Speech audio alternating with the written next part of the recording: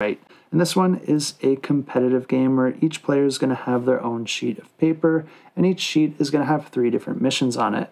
Players are going to be using dice in order to send their crew out on these various missions to try and make different discoveries and make progress up various tracks in order to score victory points. Each round you're going to be choosing one of the 3 missions to go out on, and then each turn you're going to be rolling a die which is going to determine which column you're visiting in that mission.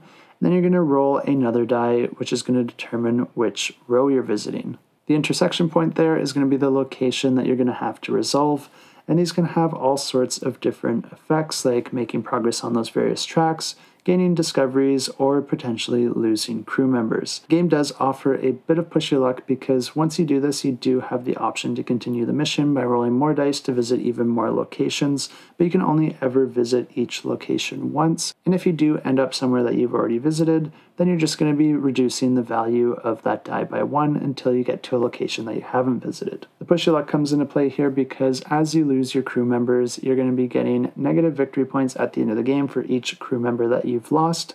But also, if you lose all your crew members within a mission, then you are going to be ending that mission early and losing everything that you have gained so far.